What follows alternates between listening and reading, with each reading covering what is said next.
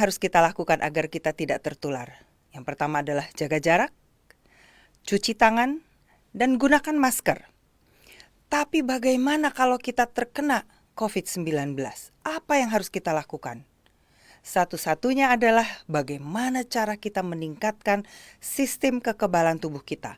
Bagaimana meningkatkan imunitas kita agar kalaupun kita terkena, kita akan memiliki gejala yang ringan dan kita bisa selamat. Tuhan telah memperlengkapi kita dengan berbagai sel-sel kekebalan tubuh. Ada di dalam tubuh kita natural killer cell, ada makrofag, neutrofil, limfosit, T suppressor, ada T sitotoksik, ada bermacam-macam limfosit di dalam tubuh kita. Banyak sekali sel darah putih yang semua adalah tentara tubuh kita. Dan mereka yang akan berperang untuk melawan berbagai infeksi virus atau bakteri. Hari ini saya ingin memperkenalkan bakteri-bakteri yang ada di dalam usus manusia. Usus kita memiliki banyak sekali pembuluh darah pada dindingnya. Di situ juga ada banyak serabut saraf. Ya, kita hari ini tidak akan membicarakan khusus mengenai saraf. Itu memiliki satu topiknya yang tersendiri dan memiliki fungsi untuk imunitas. Jadi usus kita, di dinding usus kita terjadi suatu proses untuk sistem imun kita. Juga untuk fungsi neuroendokrin. Dan inilah yang nanti berhubungan dengan saraf kita. Itu topik yang lain. Nah, usus kita luasnya kalau dihitung adalah kurang lebih 200 meter persegi. Paling banyak berkontak dengan sistem imun tubuh kita karena di dalam pembuluh darah yang banyak pada dinding usus itu, di sanalah ada banyak sel-sel kekebalan tubuh kita dan itu akan berkontak dengan bakteri dan segala macam yang ada di dalam usus kita yang sebetulnya adalah dunia luar dari tubuh kita. Nah, jumlah bakteri di dalam usus kita adalah 10 kali lebih banyak daripada jumlah sel tubuh kita. Bayangkan, mereka lebih banyak jumlahnya daripada kita yang adalah sebagai inangnya. Ya. Gen dari mikrobiota atau bakteri yang ada di dalam usus istilahnya adalah mikrobiota, jumlahnya adalah 150 kali lebih banyak daripada gen manusia. Luar biasa. Banyak sekali bakteri-bakteri ini di dalam usus, tetapi ada yang jenisnya yang namanya Bacteroidetes dan ada yang namanya Firmicutes. Mereka jumlahnya paling banyak, tapi apakah mereka adalah yang baik atau yang jahat? Kita akan pelajari lebih lanjut. Nah, jumlah bakteri-bakteri ini di tiap bagian dari saluran pencernaan kita berbeda-beda. Di dalam rongga mulut kita, di lidah, gusi, ada 10 pangkat 12 buah bakteri. Di lambung kita karena sifatnya sangat asam, bakteri berkurang, jumlahnya hanya 10 pangkat 3 sampai 10 pangkat 4. Di ujung dari usus halus atau yang namanya ileum, jumlahnya sekitar 10 pangkat 8 sampai 10 pangkat 9. Di dalam usus besar, disitulah terdapat paling banyak bakteri. Dan jumlah bakteri ini bahkan kita tidak bisa ketahui 100% semuanya. 70% diantaranya kita belum dapat lakukan kultur. Ya, jadi kita belum dapat dibiakkan sehingga belum ada namanya. Ya. Nah, kenapa Tuhan ciptakan begitu banyak bakteri di dalam usus kita? Yang pertama adalah untuk sintesis vitamin. Ada berbagai vitamin di dalam tubuh kita yang disintesis oleh bakteri-bakteri yang ada di dalam usus. Misalnya vitamin K, vitamin B12, tiamin, ada banyak sekali jenis-jenis vitamin B yang dihasilkan oleh bakteri-bakteri ini. Yang kedua adalah untuk membantu metabolisme. Ya, misalnya recycle asam empedu. Jadi asam empedu dikeluarkan oleh lever dan disimpan di dalam kantung empedu, dilepaskan sedikit demi sedikit ke dalam saluran pencernaan dan ini akan diubah oleh bakteri-bakteri untuk di-recycle. Bahkan ada berbagai metabolisme protein, antioksidan seperti glutathione, itu semua ada peran bakteri di dalam usus. Dan yang ketiga, yang kita akan bahas lebih banyak adalah mengenai kekebalan tubuh. Ada banyak cara bakteri-bakteri ini bekerja untuk meningkatkan kekebalan tubuh atau justru malah membuat kekebalan tubuh kita menurun. Salah satu caranya adalah dengan competitive binding. Dia berikatan dengan reseptor-reseptor yang ada di dinding-dinding usus. Bakteri kalau sudah menduduki tempat itu, bakteri lain tidak dapat masuk lagi. Sekarang siapa yang menduduki tempat singgasana tersebut? Apakah bakteri yang baik atau yang bakteri yang kurang baik?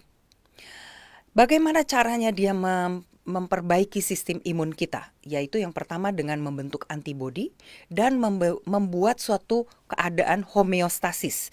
Homeostasis artinya ada suatu keseimbangan antara berbagai sel limfosit. Jadi limfosit T regulator dan T efektor harus seimbang. Ya, dan dengan sistem adaptive immune response, masih ingat kita pernah bicarakan ada sistem yang namanya innate yang bawaan dan ada yang adaptif yang harus berkenalan terlebih dahulu dengan sel-sel limfosit T dan limfosit B.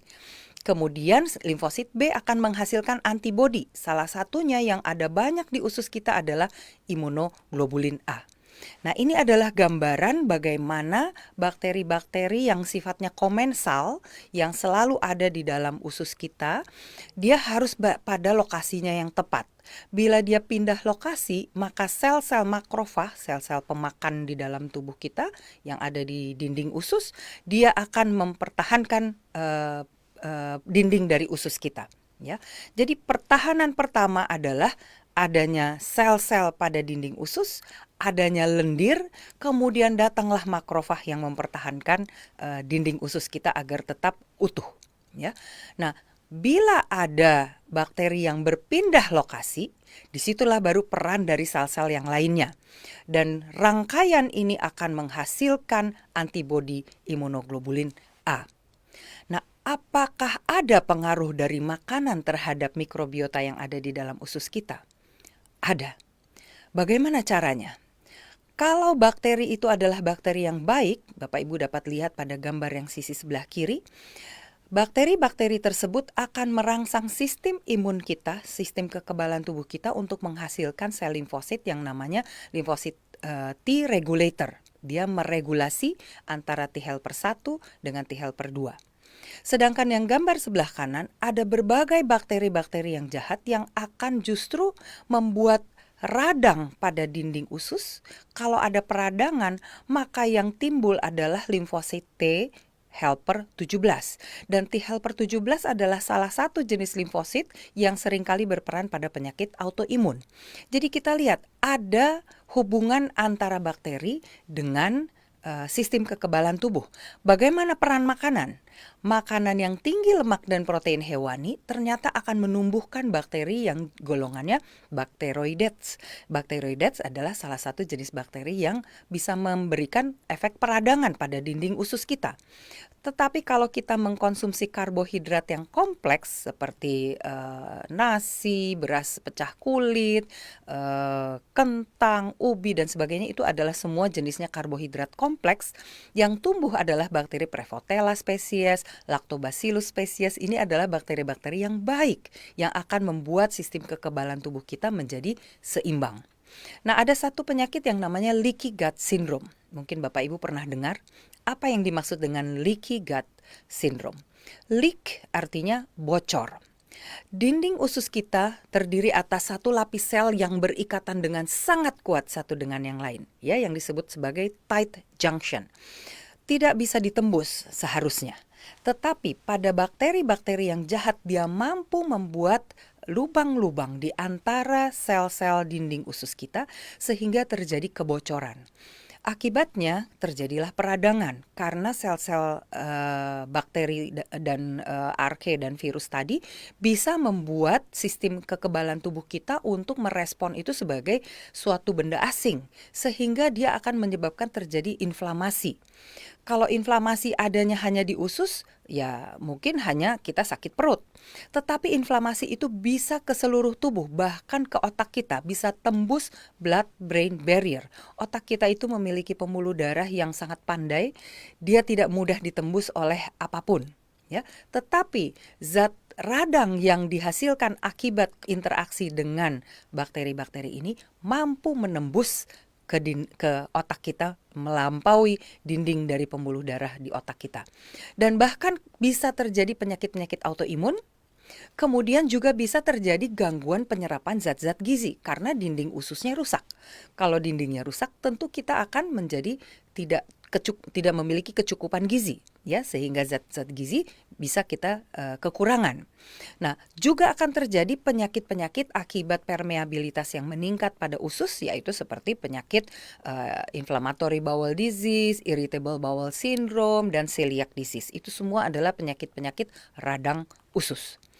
Nah, ini para peneliti menemukan bahwa ternyata mereka menganjurkan bahwa harus diintensifkan penelitian-penelitian untuk menggunakan potensi dari mikroba, ya, mikrobiota ini yang bisa meningkatkan sistem imun terutama untuk melawan virus corona. Saat ini kita sedang berada pada pandemi COVID-19 dan mereka mengusulkan kita bisa meningkatkan sistem imun dengan menggunakan mikrobiota. Nah, peneliti lain juga menyebutkan hal yang sama. Mikrobiota di usus dapat mempengaruhi respon imun sehingga mempengaruhi perkembangan penyakit COVID-19. Kedua respon imun, kalau dia lebih dominan T helper 17, juga tidak baik. Kalau lebih banyak dominan T regulator juga menjadi terlalu lemah sistem imun kita. Jadi harus dalam keseimbangan, harus ada homeostasis.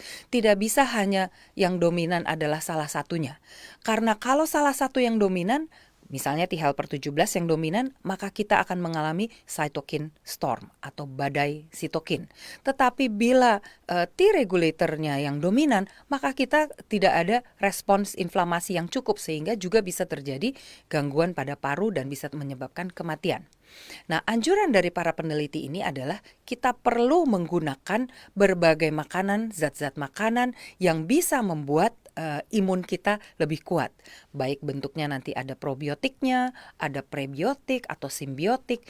Nah, tujuannya adalah untuk profilaksis, jadi mencegah pada orang tua, orang yang punya penyakit autoimun, penyakit penyerta komorbid seperti diabetes, darah tinggi, penyakit kardiovaskular, harus mendapatkan sejumlah yang cukup makanan, probiotik, dan prebiotik.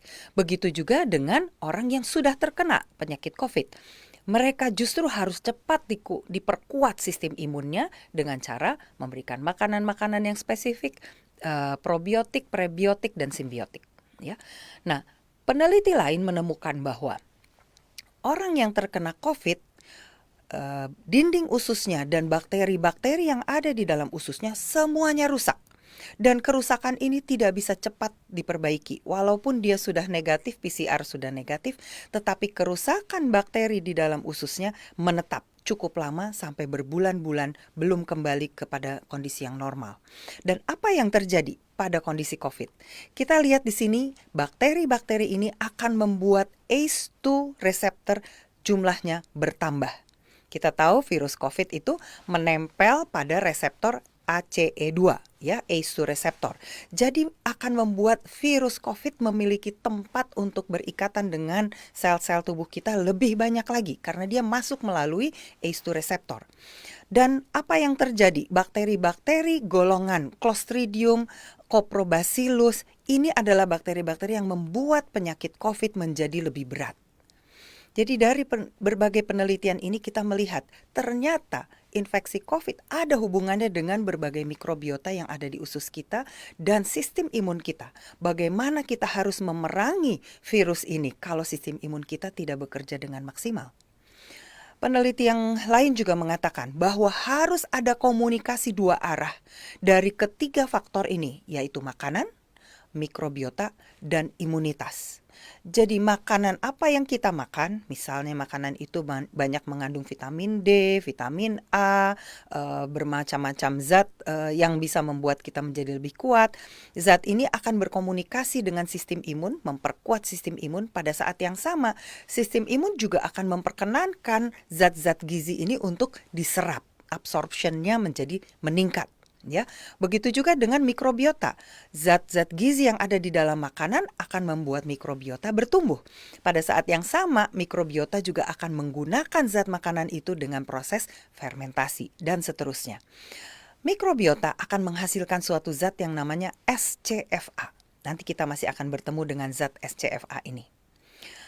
Apa saja yang bisa membuat mikrobiota usus kita menjadi rusak selain infeksi COVID? Kalau motilitas saluran cerna kita tidak baik, maka mikrobiotanya yang tumbuh menjadi mikrobiota yang tidak baik. Karena terjadi proses yang lambat, yaitu GI tract transit time. Makanan yang kita makan masuk di lambung kemudian turun ke usus, dia membutuhkan waktu yang tertentu untuk sampai dia dibuang keluar. Kalau dia berlama-lama di dalam usus, maka akan terjadi proses pembusukan. Sehingga bakteri yang tumbuh, mikrobiota yang tumbuh adalah mikrobiota yang tidak sehat. Obat-obatan yang dikonsumsi, misalnya golongan antasida, itu adalah obat sakit MAH ya, obat sakit lambung. Itu juga akan membuat berbagai bakteri, berbagai mikroba di dalam usus kita mati. Antibiotik apalagi, namanya sudah antibiotik. Pasti dia akan mematikan berbagai mikrobiota yang ada di dalam usus kita. Lalu NSAID. NSAID itu adalah obat-obat yang digunakan untuk menurunkan demam, menghilangkan rasa nyeri, sakit kepala, dan sebagainya. Ini juga akan membuat bakteri-bakteri ini berkurang jumlahnya, khususnya bakteri yang baik. Dan tentu saja alkohol dan rokok itu semua akan merusak bakteri-bakteri yang ada di dalam usus kita. Begitu juga kalau ada gangguan peredaran darah di usus dan penyakit ginjal yang sudah kronik ya. Nah, kalau ada gangguan mikrobiota, maka gangguan pada dinding usus ini juga menyebabkan gangguan pencernaan. Nah, ini yang sering kali kita kenal inflammatory bowel disease ya, kemudian celiac disease, dan ini semua bisa berakhir dengan berbagai penyakit autoimun seperti Hashimoto thyroiditis, itu adalah penyakit gondok yang disebabkan oleh autoimun, juga diabetes tipe 1. Jadi kita lihat rangkaiannya betapa pentingnya mikrobiota yang ada di dalam usus kita. Nah, ini sebuah penelitian oleh para peneliti di Italia. Mereka mengumpulkan 153 orang, 51 orang adalah vegan, jadi hanya makan makanan sumber dari tanam-tanaman saja, tidak ada sumber hewani. Kemudian 51 vegetarian, mereka masih mengkonsumsi telur dan susu.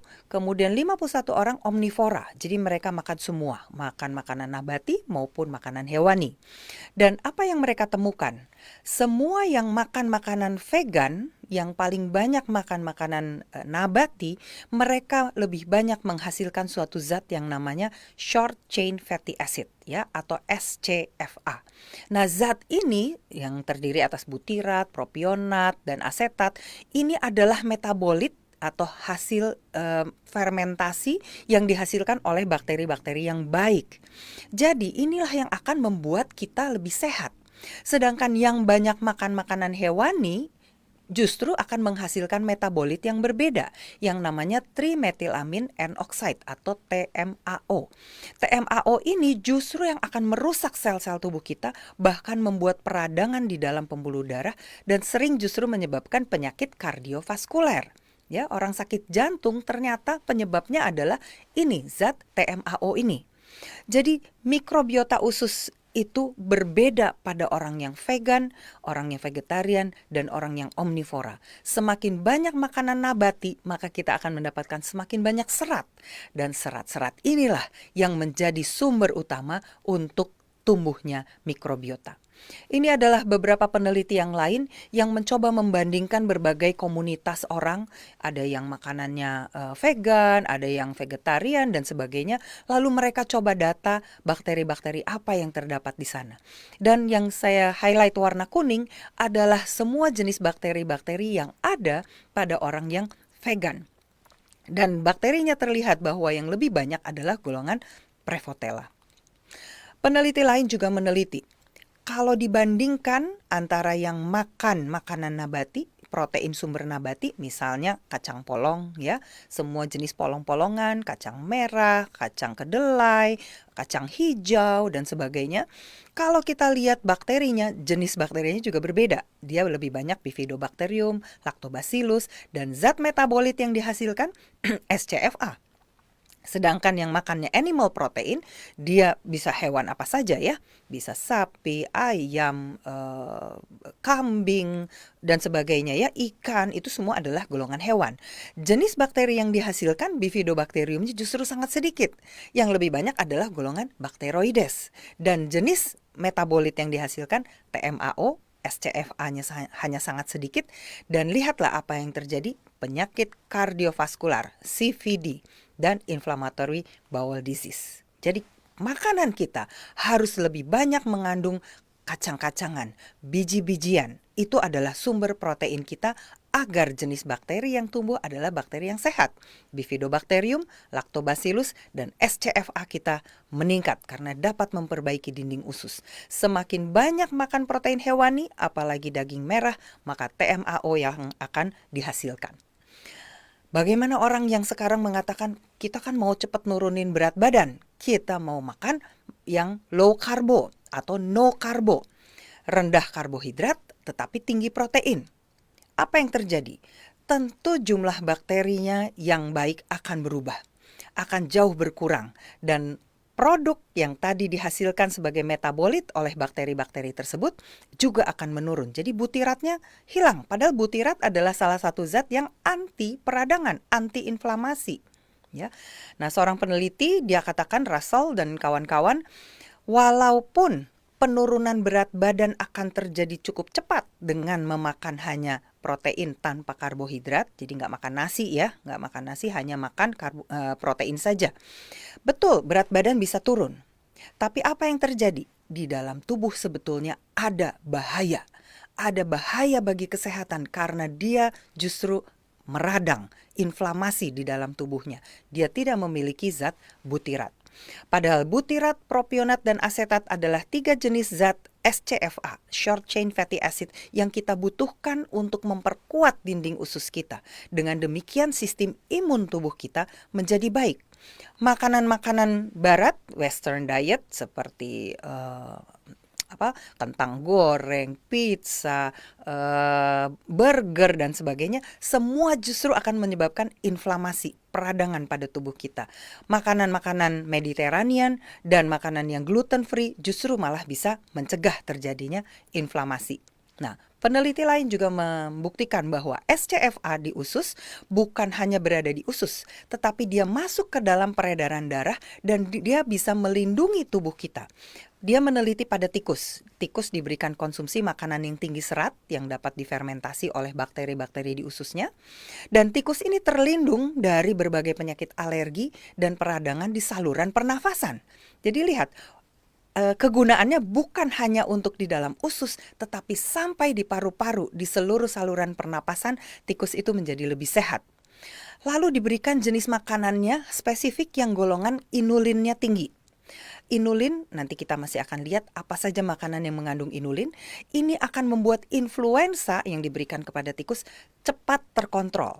Jadi kalaupun diberikan virus, dia akan segera sembuh, tidak pernah menjadi berat. Ya. Dan tikus ini yang diberikan makanan yang berserat tinggi, hidupnya lebih lama.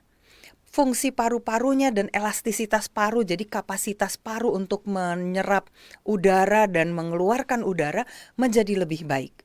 Kerusakan jaringan dan kematian menjadi lebih rendah pada tikus-tikus tersebut. Ternyata mereka teliti bakteri di dalam ususnya, bakteri yang baik yang bertumbuh di sana. Zat butirat meningkat di dalam feses, tetapi kalau diperiksa di dalam darah, zat butirat yang tadi adalah salah satu SCFA juga meningkat. Dan kalau diperiksa limfositnya, sel-sel kekebalan tubuhnya, limfosit CD8 ini jumlahnya meningkat.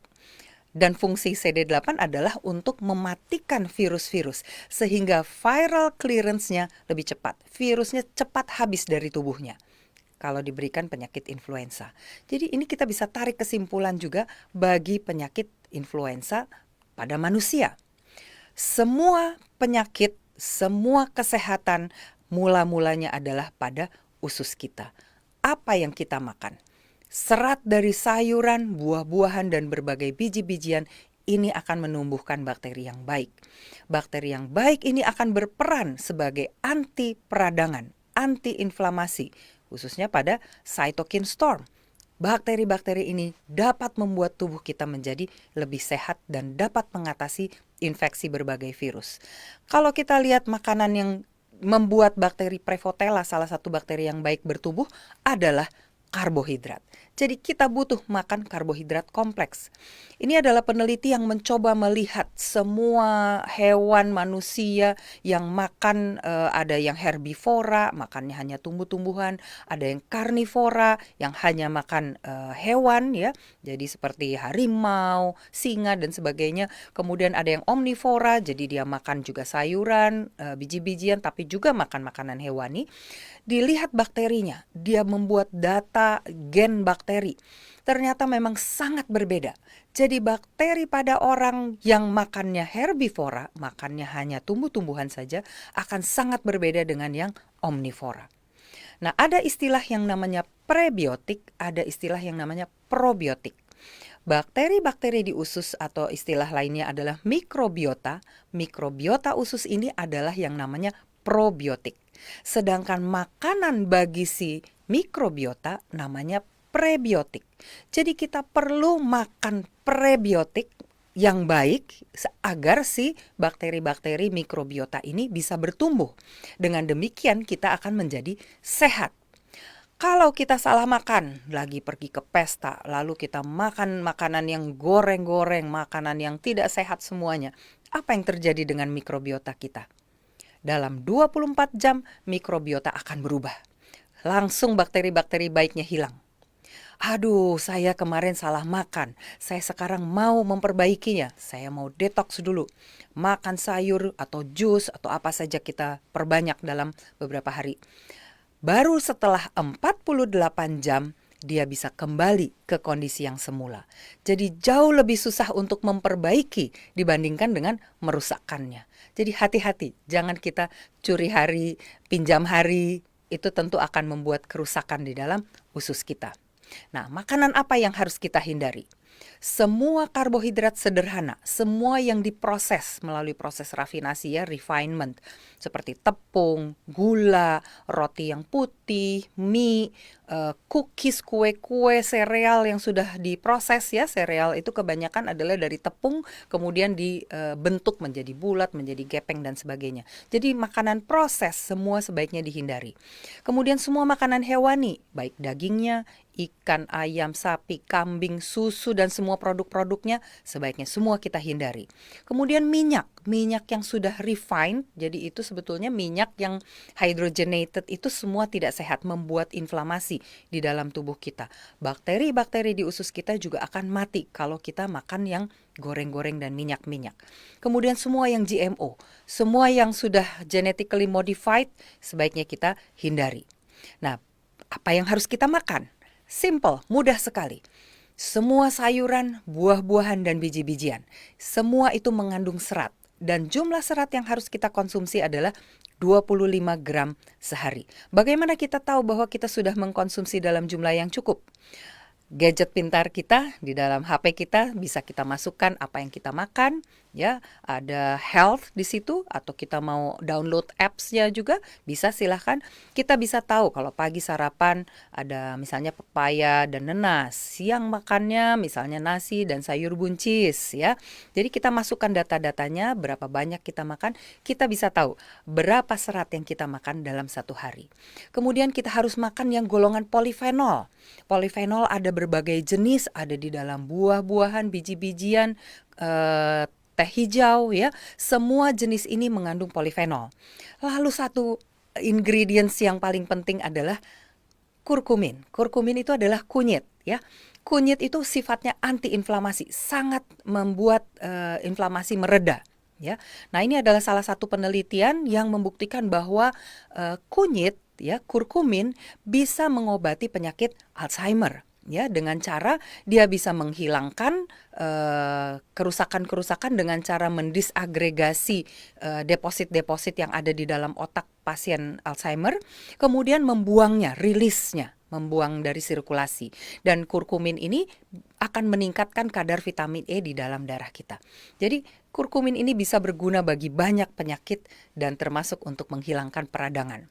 Nah, makanan apa yang harus dikonsumsi agar kita memiliki mikrobiota yang sehat di dalam usus kita? Semua serat yang terlarut maupun yang tidak terlarut ada di buah-buahan, ada pada kol,